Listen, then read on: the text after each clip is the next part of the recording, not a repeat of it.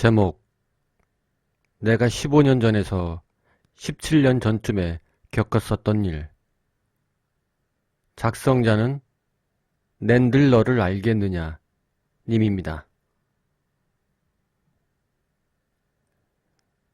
우리 집은 그 당시 집에서 간장이랑 된장, 고추장을 직접 담궈서 먹었습니다. 그래서 산에 있는 약수터에서 새벽에 물을 들어 관악산과 붙어있는 삼성산에 자주 올랐습니다. 수돗물로 간장을 담그면 이상하게 잘 안된다고 해서 말입니다.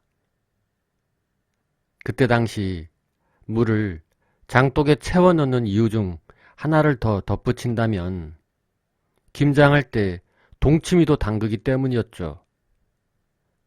그 기간이 11월 말에서 2월 중순 사이에 그렇게 미리 장독에 물을 채워 놓거든요. 알고 계시는 분은 아시겠지만 심야 괴담회 그리고 유튜브에서 나왔던 관악산 무당골이라고 있습니다. 삼성산에서 그 무당골은 그리 멀지 않습니다. 그런데 제가 말하려는 이야기는 그 무당골 이야기는 아닙니다. 그때 당시 저는 산에 자주 등산을 했었는데 삼성산 성지 가기 전 샛길로 오르는 코스로 자주 올랐습니다. 그 이유는 그곳에 소나무가 많이 심어져 있어서 소나무 향이 너무 좋았기 때문이었죠. 그리고 숲이 우거져 여름에도 그늘져 있어서 시원했죠. 그때는 여름이었는데 새벽 4시 반쯤 냉장고에 넣어두고 마실 물을 떠놓으려고 그렇게 산에 올랐습니다. 제가 물을 뜨러 가는 약수터는 높은 곳에 있었습니다. 그래서 그날도 샛길로 산에 오르는데 그때 앞에서 나뭇잎에 많이 가려 있었지만 희끗희끗한 무언가가 그 나뭇잎 사이로 보였습니다. 새벽 4시 반이면 여름이라도 조금 어둡거든요.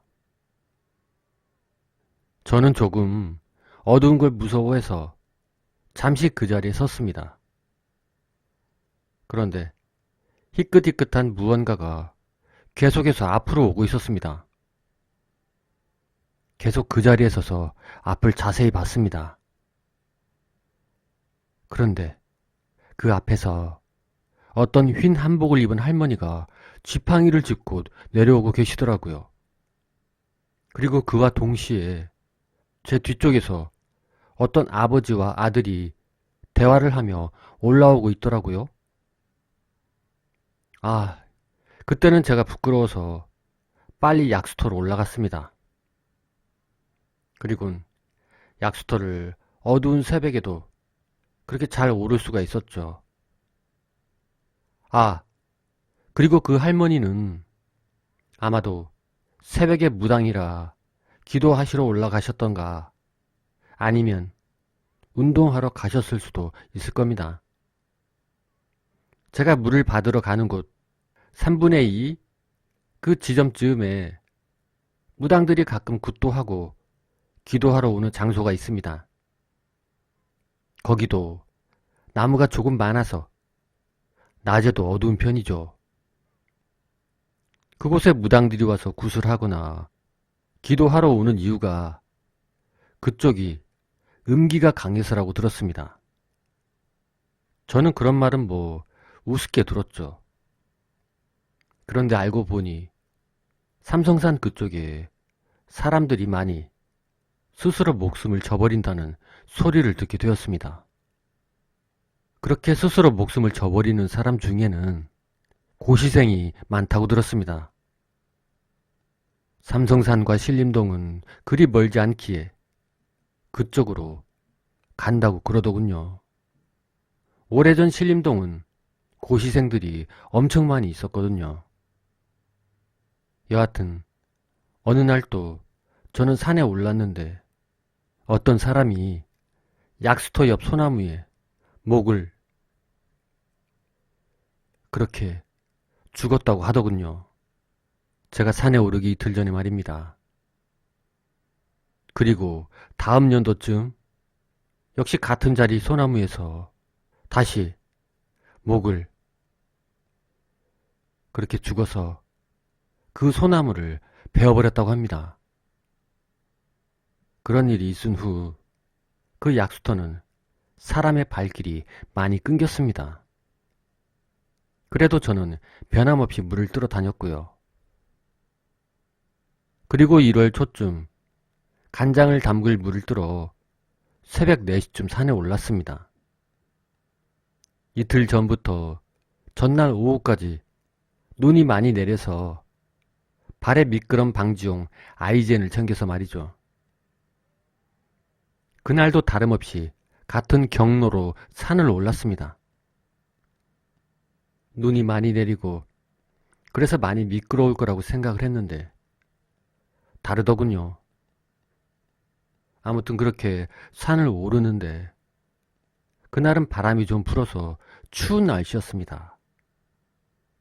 그 오르는 길에 조그만 개울이 있는데 얼어서 그런지 물도 안 흐르더군요. 그런데 그렇게 초입 중간쯤에서 여자의 흐느끼는 소리가 들리기 시작했습니다.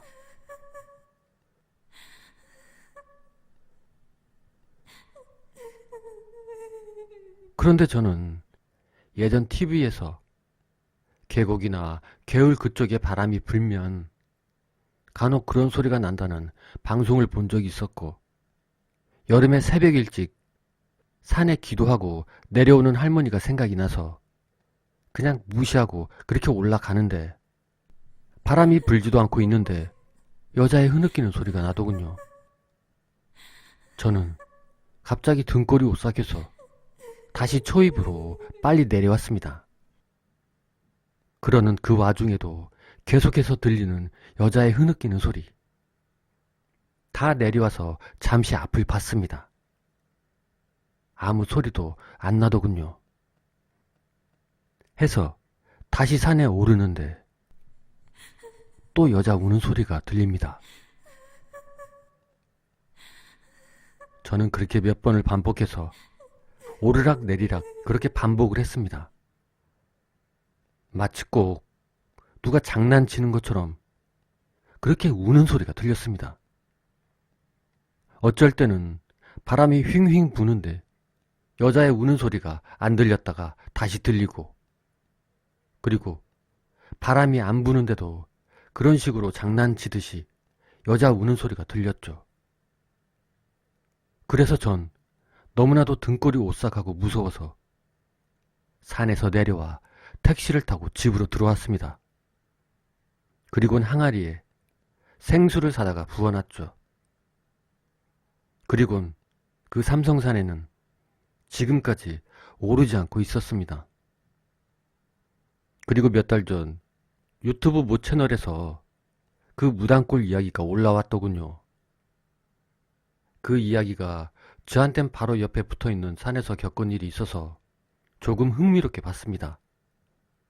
그리곤 댓글 중에 삼성산 근처 아파트에 살고 있는 분의 댓글을 보게 됐는데, 그분의 부모님께서 어두울 땐 그 산에 오르지 말라고 하셨다고 합니다.